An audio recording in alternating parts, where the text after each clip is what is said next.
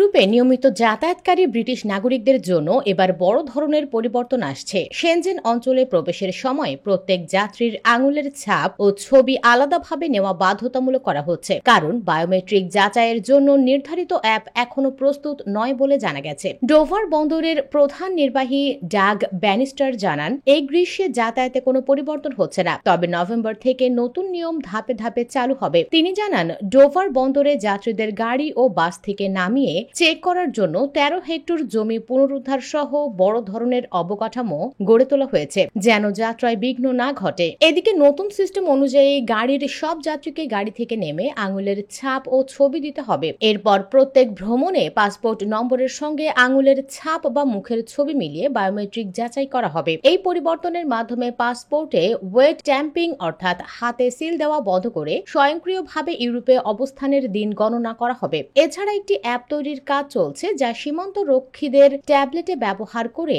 গাড়ির ভেতর থেকেই যাত্রীদের তথ্য যাচাই করার সুযোগ দেবে। তবে ইউরোপীয় সীমান্ত সংস্থা ফ্রন্টেক্স বলেছে, নভেম্বরের আগে অ্যাপটি প্রস্তুত হবে না, ফলে ওই পর্যন্ত সকল যাত্রীকে গাড়ি থেকে নামতে হবে। তবে ডোভার বন্দর তাদের দ্রুততর পরিষেবা পরিচালনার জন্য পরিচিত। ব্যানিস্টার জানান, একটি ফেরিতে একসঙ্গে 120টি ট্রাক, 1000 যাত্রী ও শতাধিক গাড়ি ওঠানামা করতে মাত্র 45 মিনিট লাগে, যা গ্যাটউইক বিমানবন্দরের একটি A320 বিমানের চেয়েও দ্রুত। তিনি আশ্বস্ত করেন, নতুন বায়োমেট্রিক যাচাই ব্যবস্থায় গাড়ি প্রতি গড়ে মাত্র 6 মিনিট অতিরিক্ত সময় লাগবে। তবে ডোভার বন্দরে বাস্তব পরিস্থিতি অনেক চ্যালেঞ্জ তৈরি করেছে। বন্দরটি চারপাশে পাহাড় ঘেরা এবং প্রতিদিন 10,000 ট্রাক চলাচল করে। এমন অবস্থায় গাড়ি থেকে যাত্রী নামিয়ে নিরাপদে চেক করা খুবই কঠিন। বিমানবন্দরের মতো সুশৃঙ্খল ও নিয়ন্ত্রিত পরিবেশ এখানে নেই, বরং এক ঝড়ের রাতে 4 জন যাত্রীর একটি গাড়িকে নিরাপদে যাচাই করার জন্য আলাদা পদ্ধতির প্রয়োজন। এই সমস্যার সমাধানে যুক্তরাজ্য ও ফ্রান্স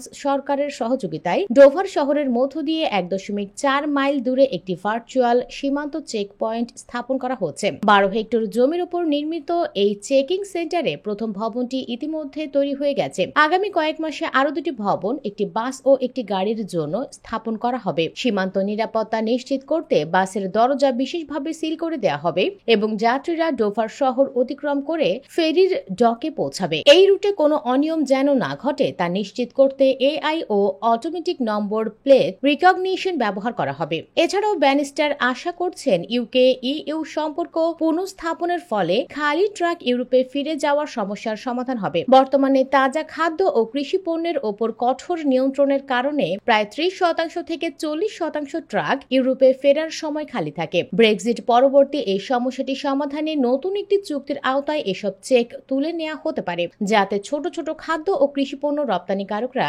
ইউরোপে আবার পণ্য পাঠাতে পারে। ডোভার বন্দর ব্রিটেন ও ইউরোপের মধ্যে সবচেয়ে গুরুত্বপূর্ণ বাণিজ্যিক সংযোগ। ব্যানিস্টার জানান, প্রতি বছর 144 বিলিয়ন মূল্যের পণ্য এই চ্যানেল পেরিয়ে যায় এবং ডোভার বন্দর একাই ইউরোপে মোট ব্রিটিশ পণ্যের অর্ধেক রপ্তানি পরিচালনা করে। এই প্রেক্ষাপটে ইউকে ও ইইউ একটি নতুন চুক্তির মাধ্যমে খাদ্য চেক বাতিল করে আরও কার্যকর, পরিবেশ বান্ধব ও অর্থনৈতিক বান্ধব পরিবহন নীতির দিকে এগিয়ে যাচ্ছে।